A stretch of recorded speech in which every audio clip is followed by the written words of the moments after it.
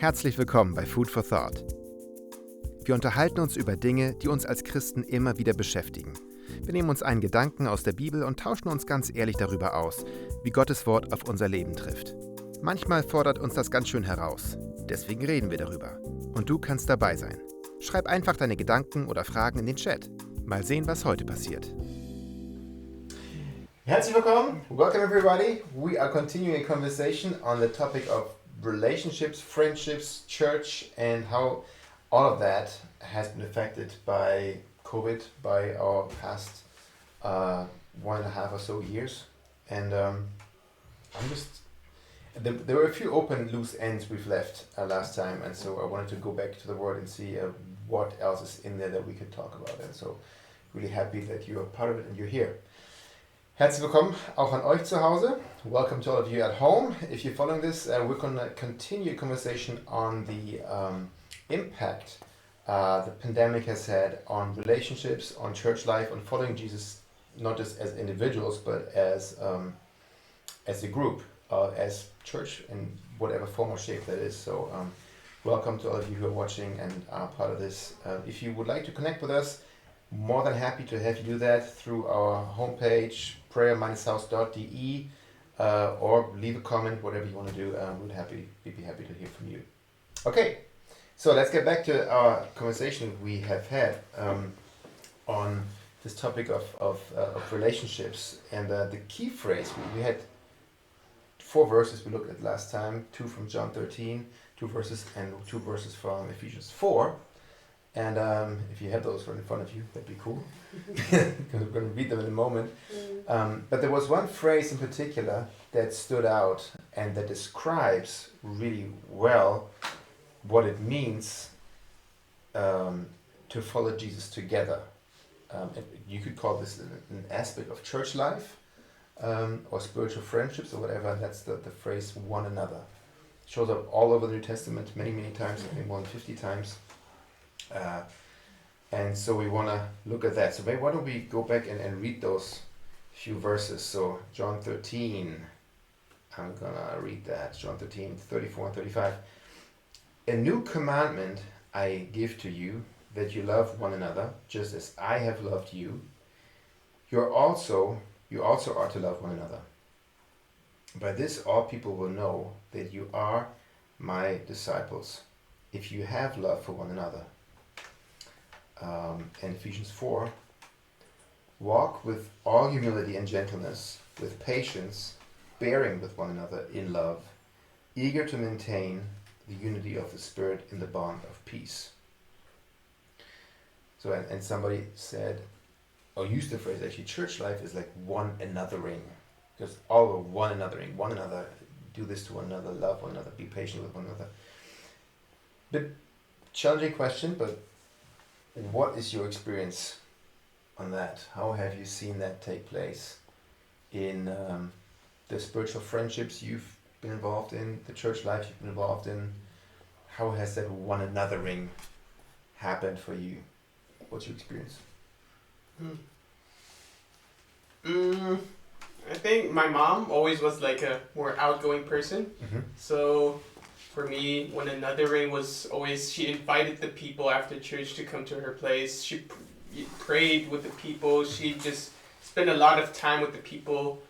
And opening up her own house for people to come to. She spent some time going after people. So that's something that one anothering is.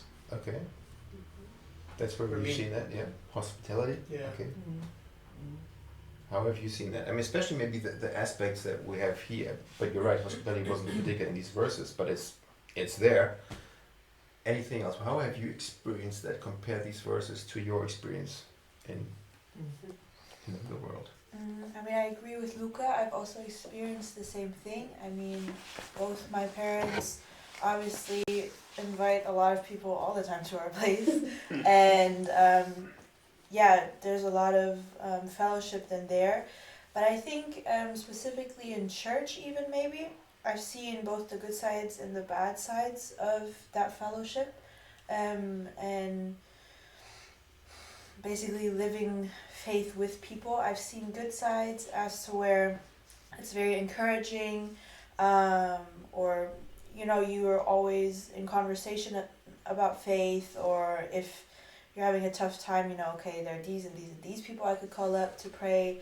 But I've also seen the side that I think oftentimes people even use as a reason why they don't like to go to church, which is a very judgmental side, as to where then fellowship or talking openly about faith with people, even in church, can be very challenging, because sometimes people are not they don't treat you in that loving way that is also meant in these verses. I think last time we also spoke a little bit about how COVID, we have different opinions on COVID, and that we in this time kind of learned also that sometimes you have to accept or also respect that some people just have a different opinion on COVID and how to act in the pandemic than I myself maybe have. And I think it's similar also sometimes in church, that there are certain things where people obviously just think differently about, just theologically speaking. So that sometimes it can also be tough when you're in conversations with people that they just do not see the way that you see it, or I don't know, they criticize something about you and it makes it all difficult, and then you feel uncomfortable in church. So I've seen both the good sides and the bad sides of that fellowship, living like a spiritual family, I guess. I've seen the good sides and the bad sides too. Would you say that the COVID had particular divisive potential? No question about it. Absolutely, yeah. More than other things before? I mean, Christians have always, have conversations about how do you read this passage or that passage, and I see it this way, I see it that way, but Absolutely. is it possible that more than any other non-biblical topic, COVID had the potential to actually drive us apart and separate us? I think so. Yeah. Okay. Yeah, for sure. Because I think especially because it's a topic that for a while nobody really knew for sure what it was or how to take care of it. So then everybody had their own assumptions or just whatever they believed in, and then when you're in conversation about it, you kind of clash because, no, this is my opinion, and then, no, this is my opinion, and then, but I read this, or I read that, or I saw this on the news. So I think it's definitely a topic that can also tear people apart quite quickly. I mean, apparently, this is when I was a kid. I've heard that way back in the day, there were conversations in church about what party to vote for, and we're gonna run into elections pretty soon in Germany again. This is not so much a big deal, but it was, I think, a bit kept under the blankets. We're not gonna argue about this. People don't really know what they do. But COVID and our positions on COVID are like way out there, and it's like so public, and I think people are willing to not maintain, what is the bond of unity? Or at least even pick up the challenge to, because this is this is the way it's phrased here. Bemüht euch in German, bemüht euch im Geist eins zu sein. I was like, that has, I think, been going away a little bit. Even the willingness to fight for this. That makes sense, because you don't really have to be putting up with things anymore. Yeah. Oh, you think that? Okay, good, fine. And then you're out. Yeah, you don't look for the contact with the people. Okay. I see. I think as Marlani was saying, there's not, with this, it's like poof, even with church life, with any life, but there's nothing particularly within the church. There's nothing that says, like, thou shalt not kill. I mean, that's pretty clear. And this, there's nothing in the Bible that says, thou shalt not, Get vaccinated. Yeah, for instance, thou shalt not wear a mask or whatever. So I think this has left a lot of people to their own devices, and as each individual, again, deals with, okay, how do I protect myself, or deals with fear, or deals with, the whole issue. Yes, there's rules and regulations that we have, but each person is also trying to work this through. And I think each person in that sense is also saying, well, what's good for me, what I feel is good for me, and that's what I'm going to do. And I think that those same differences and clashes, that's a universal thing, and we bring that with us as we, come together in church community as well. So I think makes it even more difficult to find sometimes those lines and what is best for us. What is, like you said, what does it look like? What does it look like to maintain the bond of peace and to still love each other? What does that look like? I think that's a difficult thing. What do you think is that? I mean, they've always been topics we could have argued over, or what is it about this one? Yeah, okay, it's a big thing. It's just a global pandemic. It's a global pandemic, but still, it has left. I think probably has left marks on all of us that we haven't even begun to notice and to understand. So, how does it work on us, and how can we get over it? That's gonna solve the big problems right here now. Okay. No. Especially when it comes to church life, I think that's the key. And because these verses have always been true for the past 2,000 years. Church has always been sort of challenged when it comes to unity, I think. Otherwise we would be told. Yeah, in that way. But maybe let's come back to your personal experiences of church, of the one anothering. Maybe even recently. What is your experience? So there was pro and cons, Madame said, yeah. How have you seen that? Sprechen wir über Diskussionen gerade? Ich muss mitkommen, so ein bisschen, muss ich ganz ehrlich sagen. Ja, also wie hast du es erfahren oder wie hast du es erlebt, dieses One Anothering, alles miteinander, also vergebt einander, liebt einander. Da, wo Beziehungen wirklich anfangen, aus sich rauszukommen. Also ich gehe auf die anderen zu, es wird riskant, ich mache mich verletzlich und sowas. Wie habt ihr das erlebt im Vergleich zu dem, wie es hier gesagt wird? Also seht ihr das so in euren geistlichen Freundschaften? Und ich fände mal das Wort geistliche Freundschaften gerne, weil es nicht so formal klingt wie Church. Okay. Ich glaube, es reicht eine Person, die so tickt, und dann kann die ganze Gruppe davon betroffen sein, die so tickt, dass wenn jemand Probleme hat, dass es gesehen wird, dass man auf die zugeht, dass die anderen darauf aufmerksam macht und dass man, ich glaube, solche Persönlichkeiten brauchen wir in der Gemeinde. Weil so eine Person in einer 20-Gruppe kann alle dazu bewegen, weil viele vielleicht auch sich in ihrem Leben im Alltag verlieren und dann diese eine Person bringt alle dazu, dass die wieder zu sehen, ach, die Person ist jetzt ruhiger geworden, vielleicht hat sie was, vielleicht ist da was, okay. Da gehen wir auf die, gern, lass uns gucken, was das Problem ist. Und das sind eher so mehr die hochsensiblen Personen, glaube ich. Und also ich sehe halt zum Beispiel in unserer Kleingruppe, wenn eine das hat, alle anderen sind dabei. Und es ist schon sehr interessant zu sehen, einfach mal so, dass, was für einen Impact einzelne Persönlichkeiten haben können in diesen Gruppen. Und und dieses One Anothering, also das voneinander Dasein, das zu sehen, also erstmal der erste Schritt ist, ob ich das sehe oder nicht. Und der zweite Schritt ist, okay, jetzt was mache ich damit? Und ich glaube, es hat auch mit einer Person gegenüber von dir zu tun. Möchte diese Person, dass wir für sie stehen? Yeah. Wollen die das? Und es kann sein, dass du viel machst, aber keiner das irgendwie möchte auch. Also wieder diese Hochsensibilität ist gefragt, finde ich halt wieder. Aber wenn die dann bereit sind, wenn die das brauchen, dann auch für die Personen stehen, auch wenn es für uns schwierig ist, auch wenn es uns Probleme auch bringt. Wenig Zeit mit deiner eigenen Familie, vielleicht hast du vor einer Zeit lang, weil du dich um die eine Person kümmerst.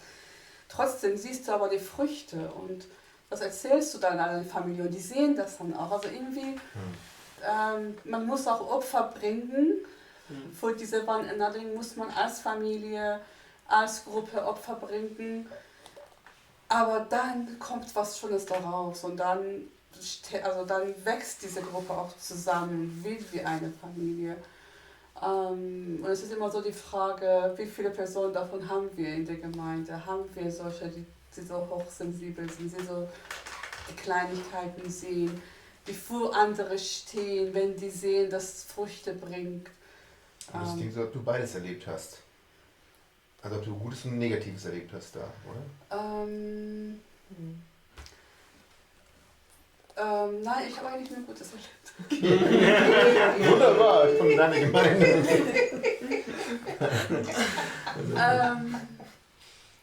Nein, ich habe tatsächlich echt in den letzten Jahren im Glaubenleben echt nur gute Erfahrungen gehabt, ja. Ich habe es aber auch erlaubt, dass die anderen mir sagen.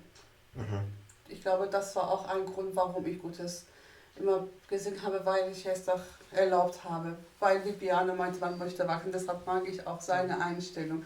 Wenn er sagt, es ist nicht tief genug, es reicht es eben nicht. Also der möchte noch mehr. Und ich glaube, das ist die richtige Eigenschaft überhaupt in jeder Hinsicht, dass wir immer mehr wachsen, reingehen.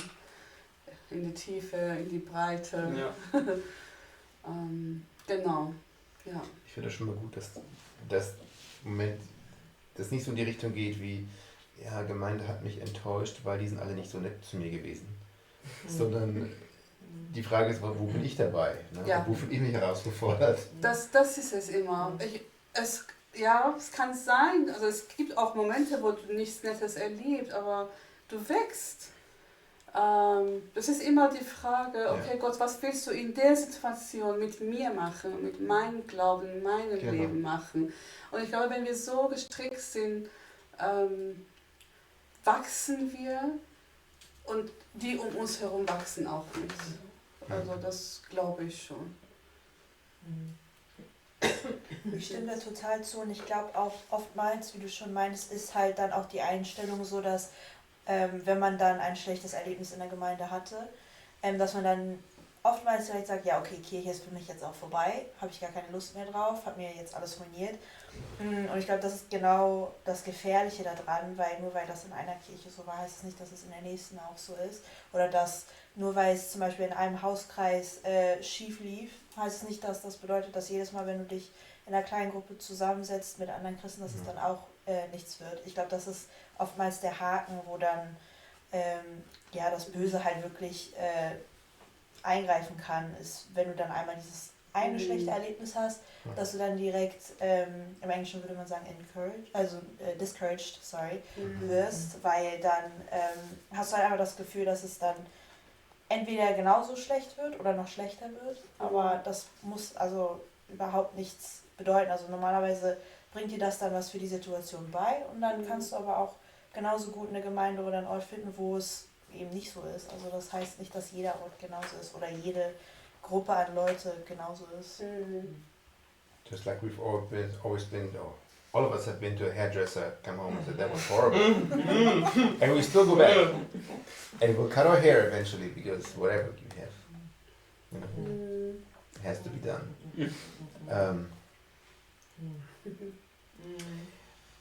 I was wondering about these things that are mentioned in these 4 verses in particular. There's one.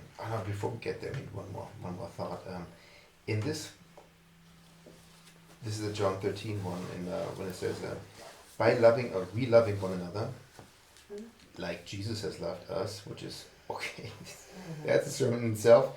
But by this, all people will know that you are my disciples, for you have love for one another. So there's a third angle, a third perspective. It's not just, okay, there's me and God, and there's me and the other believers, but there's everybody who's, I don't want to say out there, but who's not in church, who's not following Jesus. And if we want it or not, they're part of this whole story. How has that been a topic in your experience? Do you think of that much in real life, or is it something you'd rather not? Ich komme aus einem muslimischen Land. Natürlich denke ich jeden Tag darüber. Alle meine Familienmitglieder, also es ist alltägliches Thema. Das ist Zu Hause meinst du jetzt? Zu Hause. Also bei mir ist präsent wie verrückt einfach, ne? Du willst mit deiner Schwester darüber sprechen, du willst mit deiner Familie darüber sprechen, du willst ihnen zeigen, was du hast. Du möchtest, dass sie verstehen, worum es geht. Ja, präsent das Thema einfach. Und wie ist dann, also, how challenging is this verse when it says, okay, by the love that you have for one another, this is not my translation, they will know that that you follow me, basically. It sounds like a bad verdict for the church, actually. In some ways, yeah. Yes, that's To right. realize, so what is What it were saying, you like, thinking, Jesus? That is your whole Left strategy? it up to us. Oh no! Yeah, we're doing. No, I think to a degree, if there was often this question, how if there was a church, gathering or community on your block, and if the church all of a sudden disappeared, would the community even know about it? And if they don't know about it, then maybe that community of believers, that the church community is doing something wrong. And so I think sometimes, we miss what's happening around us when we're focused on what's going on among us or within us, and I do think. So I think sometimes the awareness needs to be always present before us, Right. and not just to say, okay, I love you because, so the world will know. But first I was just zoned out on the first word or the first sentence. This is a new commandment I give to you, and it wasn't a suggestion. No. It wasn't like what you might think about it, or maybe, but it's a commandment. And even as you were saying, obviously, Jesus knew that our love for one another, it was going to have far-reaching, consequences, and not just within the body, but to the world that we live in, and to those around us, the communities where we find ourselves. And I think that's, I think if we maybe saw the gravity of this love and how we interact and respond to each other, and knew that actually, guys, we want to do all this outreach and all. Yeah, Jesus loves you, and we struggle, with our. That's not a good. That's, good campaign. It's like the best campaign we would have is to just Jesus, help me to love. First, help me to love others, and give me opportunities to demonstrate that. And I think that's, that might do more, for our outreaches than. Also commanded, aber das Verrückte ist, der gibt uns diese Liebe. Ja. Also das ist so, wenn man mit ihnen geht, das ist so einfach, Menschen zu lieben. Das ist wahnsinnig, wie viel Liebe du auf einmal von Menschen hast, was du weißt, dass es nicht von dir kommt. Er macht es so einfach. Also es ist ein Befehl, aber er macht es so einfach wieder. Und der Punkt ist, mit ihm zu gehen, klar. Aber sorry, because you just like, Yeah. but this point with the one another, one anothering, and because I was seeing that even as you were saying that, and it's like, okay, it's not just us like here, but it's us here and with Jesus, and so it's one another with Jesus, one another with one another. It's all one another. Yeah. But just realizing too that actually our connection, how much I'm connected to Jesus, that's my fuel. And as you said, that love, because my love only goes so far, but that's my fuel to be able to connect to one another with you guys, and so it's always this constant Jesus, one anothering with Jesus, and one anothering with you guys, and that's always that's kind of the fuel for the whole fire, for the one anothering. I think that's what makes it work, actually. Ich habe dann irgendwie gedacht, also wir haben jetzt ja nur über Leute in der Gemeinde so gesprochen eigentlich, aber für mich kam direkt dieser Gedanke eigentlich, du sollst ja jeden lieben, egal ob du ihn nicht magst oder irgendwas, oder ob der eine andere Position hat oder so. Und ich kann schon sehr gut verstehen, dass es sehr schwer ist, und ich habe auch meinen Struggle damit, aber ich glaube, dass einfach die Grundeinstellung sollte so sein, du bist genauso ein Mensch wie ich, egal, wir müssen uns einfach lieben, und das ist ein Commandment, also wir müssen das, und wenn jeder einfach sein Herz einfach so befreit und damit er diese Liebe einfach so spüren kann, dann glaube ich, das würde keine Konflikte geben, so. Und das kann man vielleicht schon im Kleineren immer anfangen, und dann hoffentlich kann das ganz groß werden. Yeah. Und in die Richtung ging auch ein Hinweis, den wir noch bekommen haben von Sid, die heute nicht hier sein kann. Hi Sid. Hi Sid. Also die irgendwie auch, ich fasse es mal kurz zusammen, die sagte, Beziehungen in der Gemeinde, ja, alles wichtig, schön und gut, aber wir können auch die Gefahr laufen in der Gemeinde, dass wir uns so bequem und so wohlfühlen untereinander, weil wir uns ja auch eigentlich grundsätzlich verstehen und dann auf einmal schottet man sich ab, man wird so eine Art geschlossener Club. Genau. Und übersieht, dass ein wesentlicher Aspekt von unseren Beziehungen oder ein Effekt von unserer Liebe sein soll, dass andere Jesus dahinter sehen. Ja.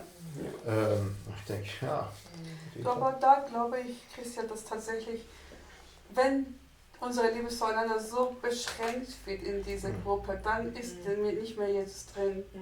Also dann glaube ich, der Paradox in sich hat das dann wieder, weißt du, weil wenn du diese lebendige Gemeinde hast, in lebendige Beziehung zu Gott, dann kann diese Gruppe nicht sich so zu einer Gruppe bilden, die halt sich in Komfortzone befindet.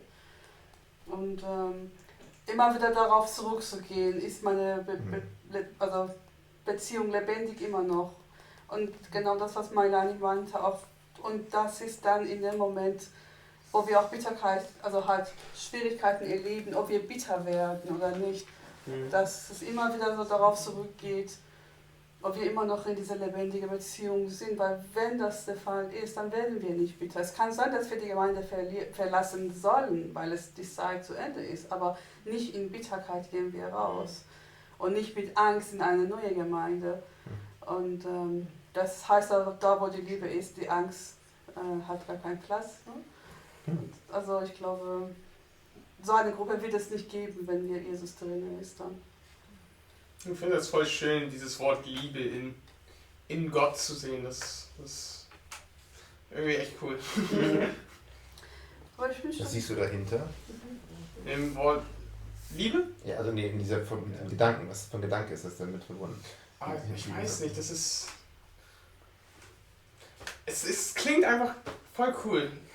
Gott gibt uns die Liebe, damit wir diese Liebe weitergeben. Das ist so seine selbstlose Liebe, die er uns gegeben hat. Das sollen wir weitergeben. Das ist diese Idee von irgendwie, es erinnert mich an Olympische Spiele, wenn du dort die Flamme weitergibst und versuchst, das olympische Feuer dort anzuzünden. Ich finde die Idee einfach sehr schön. Okay, yeah. Now, when we talk about love, loving one another, maybe that shouldn't be, but maybe that sounds a bit general. Like, what's love is sort of everything. But if we kind of zoom in a little bit on some of these, I don't know, attributes, but these specific expressions of love that we have in these verses here. For example, in Ephesians 4, there's humility, there's gentleness, patience, eager to maintain the unity of the Spirit, and so on. Can we be super honest here for a sec? Have you ever experienced how God challenges you specifically in any of those areas? Like which one? No. 100%. Yeah. Which one's your favorite? Ouch. Yeah, absolutely. Ja. All of them. Aber Yeah. bei mir ist bei Epheser also demütig zu sein. Demütig. Das finde ich, ja, das ist schwer auch also war in meinem Leben schwer und dann wurde ich so richtig gehandelt und dann habe ich es richtig verstanden. So. Okay. Ja. But honestly, isn't it still a battle? Ja, aber ja, auf einer anderen Skala würde ich sagen. Okay. Also es ist nicht so, dass ich das neu lernen muss, sondern es sind einfach kleine Sachen, wo ich dann, wo es mir dann auffällt, okay, da muss ich dann das machen. Das lässt sich sagen. Okay. Also sowas. So die grundlegende Ich habe jetzt kein Lektion. Beispiel, aber Okay. Aber so die grundlegende Lektion ist irgendwie, da bist du durch ja. und jetzt gibt es noch so einzelne Fälle, die man anwenden kann. Genau. Okay, verstehe. Mhm. Also bei mir war das halt so, ich hatte, also Abi war gut und ich wusste, ich kann Medizin studieren. Da hat man ja in der Gesellschaft, ist man ja schon so der King. So. Und ich dachte so, ey, okay, ich habe mein Sollte sozusagen einfach erfüllt, ne? Und dann wurde ich so schnell gehandelt, dass ich dann, also ich konnte nicht mal das irgendwie so zuschauen. Das war ein Switch, der geturnt wurde. Und deswegen war es dann so, dass ich auf die kleinen Dinge achten möchte. So, das Kleine habe ich jetzt, das Große und Ganze, das habe ich verstanden. Aber es sind so kleine Battles, die du jeden Tag einfach so machen musst. Er zieht sozusagen. Genau, und ja. Ja. It's for a reason that it's God the Father, Yeah. like a parent. True. In a good sense, obviously. Ja. In the best possible sense, yeah. In der Gemeindearbeit, also zum Schluss, habe ich gesehen, diese Freundlichkeit fehlt mir, Demut fehlt mir, Geduld fehlt mir. Ich konnte nicht mehr. Ich war so leer, wo du denkst, okay Gott, wenn du nicht da bist, brauche ich gar nichts zu machen. Also das zeigt uns immer wieder, dass alles noch vor ihm kommt. Also, sobald du stolz darauf sein möchtest, hier, nein, du hast gar nichts. das klappt so. I think for me, one of the big ones has been, and it's not always the same. I find like there's half a year like this, and a couple of months like that, and then it goes up, and you think, I thought I've been there. Haven't I been there already? You know, it's like, Am I finished with this? yes, again. But it's all these characteristics, of course, but it's really the word eager in verse 3, Ephesians 4:3. Eager to maintain the unity of the Spirit. But it's like, unity, yes, I know unity is important, absolutely, but the idea that I'm supposed to be active about it, and I can't just coast, you know. And if somebody is not challenges that, and if that unity doesn't come easy, that there's a call on me to say you got to be eager, you got to go after that, you have to be sort of invest some sweat there. It's like, ooh, you know, and I can have it easier maybe. You know what I mean? I think that's one of the things that really that speaks to me when I look at these verses. Yeah. Yeah, amen from that.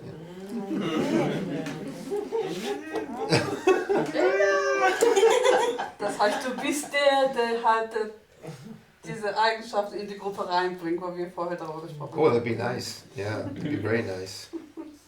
Yeah. What else do you see that's challenging you? I mean, real life example, sort of. I have a big problem with patience, and with patience comes also humility, because you feel you're like patience in the sense of, I tell you once, okay, I tell you twice, okay, I tell you 3 times, how are you not able to do it? So I think I'm better than the other person for not being able to do it. And I'm so much better because I could have done it first try. And that's something I need to learn, to have patience in other people and not feeling like something better. Like I could have done it better. That's the thing that goes one in one. I hear you.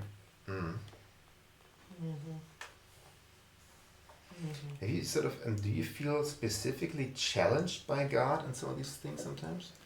That it's not like when you actually go, like He stops you, and then said, "No, this is exactly the lesson I want you to learn right now." And it comes back. It's not only once. Okay.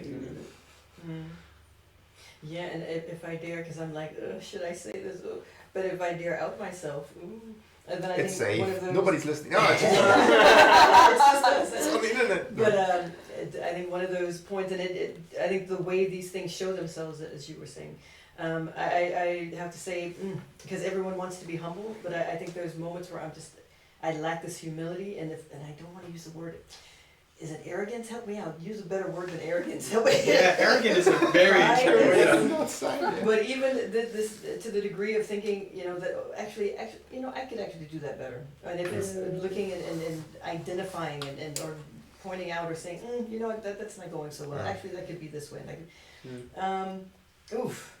That's not nice.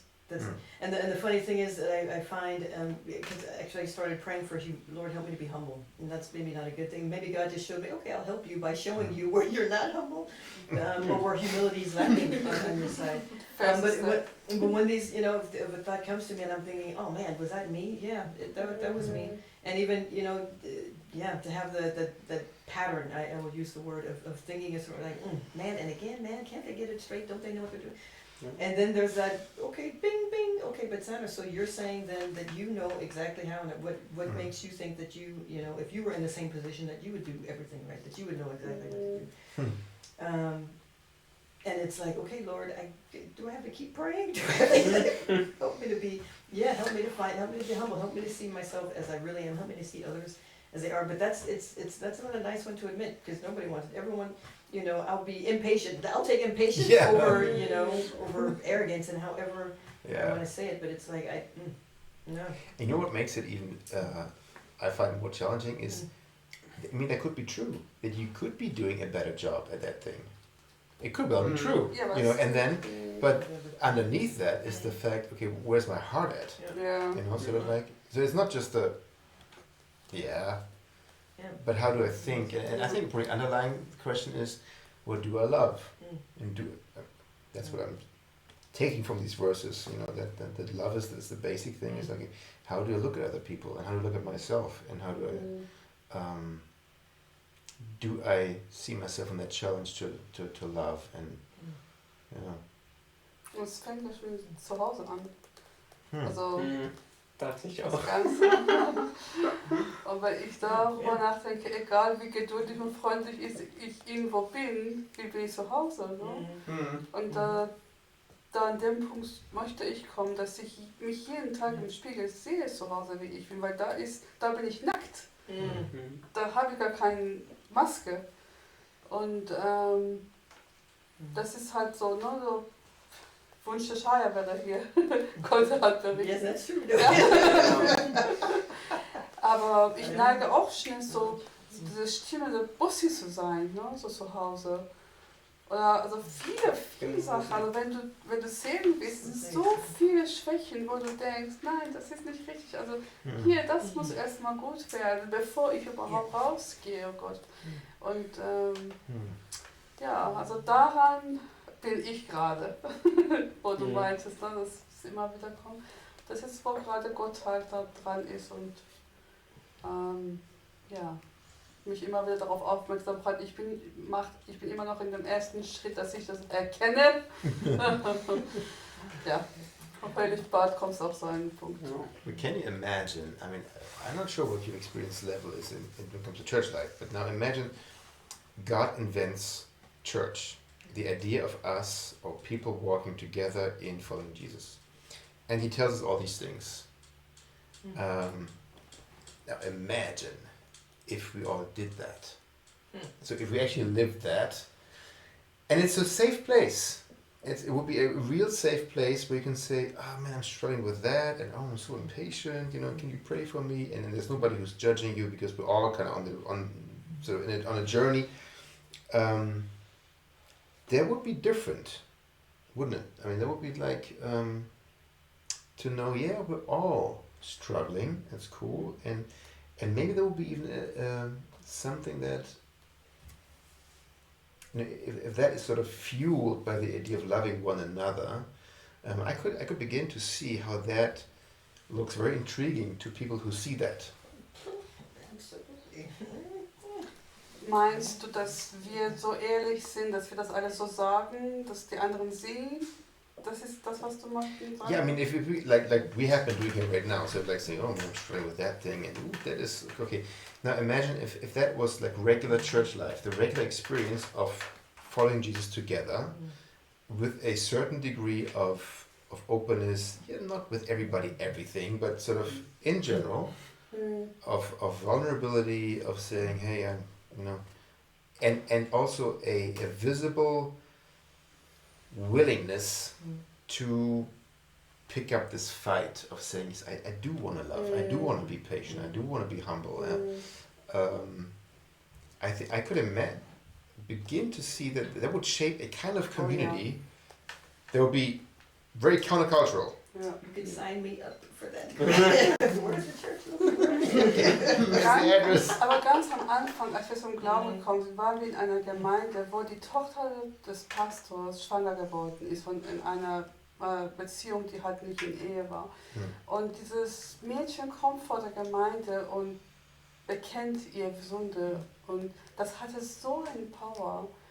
Zum Guten, zum Beispiel. Zum Guten, weil sie vor der Gemeinde einfach, ich meine, dass die Gemeinschaft so miteinander gewachsen war, dass sie es sich erlaubt hat, vor der Gemeinde, das ist ja in vielen Gemeinden so, auf die schwarze Liste bist du sofort, aber das hatte so einen Power, weil die voreinander gestanden haben, die hat es sich erlaubt, das zu tun.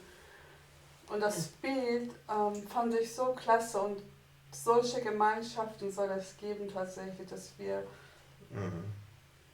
ja auch uns so nackt von anderen But that's what zeigen. makes a difference. Yeah. I mean, that's the key. I think because there is the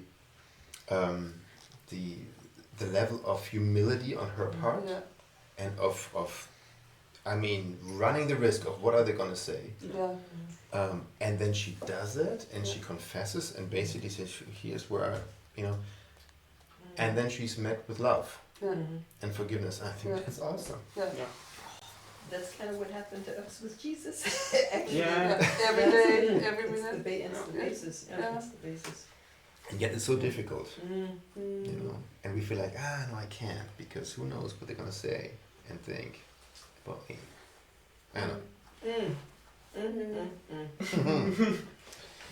Guys, I have another 20 questions. What am I gonna and we're running out of time, but okay. What do you say, looking at these verses and at our conversation, even maybe going back to sort of what has changed since COVID in the way we relate to one another? Is there sort of a personal takeaway for you where you say, okay, this is my little lesson. This is where I want to grow. This is what I want to be eager, like the verse says, to grow in, to maintain, or whatever. What are you going to remember of our conversation?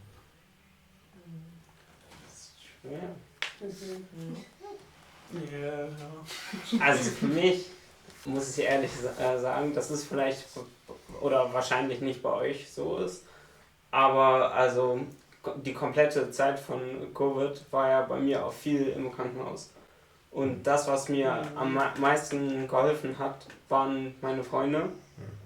Halt nicht meine Familie, sondern halt meine Freunde. Und die haben mir auch immer den Glauben gegeben. Und ja, die haben auch immer gesagt, wir beten für dich und so. Und als ich dann wieder in meinem Haus sozusagen bin, dann war es irgendwie weg. Und das ist so, also da habe ich gelernt, dass ich mit meiner Familie nicht auf dieser Basis einfach so da bin. Also die können das nicht verstehen, was ich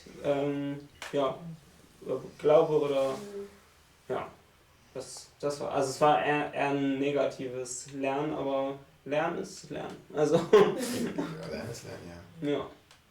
Noch nicht. Ja, bei denen ist echt sehr schwer. Ja. Ja, aber ich erzähle dir die Geschichte von meinem Papa. Die wollen wir nächstes Mal hören. Anything else? What are you gonna say? This is my personal. This is what I want to pick up on. This is my thought for before I go to bed tonight. You know, don't forget that one. So. Our conversation, right? Today. Okay. Okay, ich hab's noch. Maybe, Oh, fine. Cool. maybe to love each other, because that's something that I really found very beautiful, to love each other regardless of the situation, and yeah. Welche Übersetzung hast du gelesen auf Englisch? Englisch, glaube ich, ESV. Glaube Ist ich, die ja. Abkürzung von English Standard Version. Standard Version. Weil dieses to have love ist auf jeden Fall etwas, wo ich auf jeden Fall tiefer reingreifen möchte.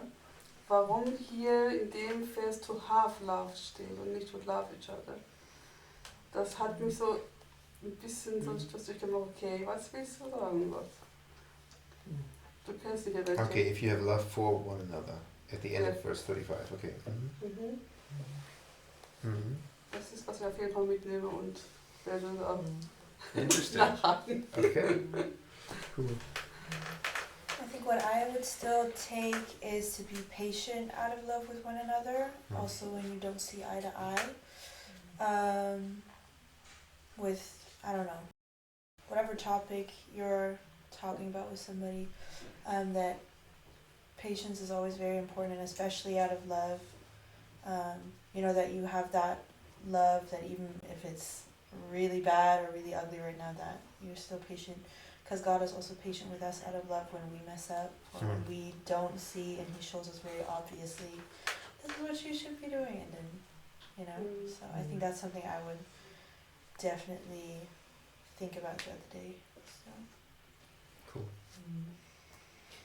Yeah, don't give up on love, pursue love. That's the commandment that was underlined today. Commandment, but for our good and for, you know, the blessing of the community, of the people around us, the blessing of the world that we're in, or the places where we find ourselves. Don't stop pursuing love. And that's my takeaway. That's a perfect word to close us out tonight. So, thanks a lot. Thank you guys for being part of this, and thank you guys for being part of this. If you've watched this, followed us. Again, if you have any comments, questions, whatever, get in touch with us through our homepage, prayer-house.de. We'd love to hear from you. Or write a comment, and keep reading the Word, and let's be challenged by what God tells us and says to us, and shows us about Himself, but also about us very often. So, thank you guys, and God bless to you. To see you next time.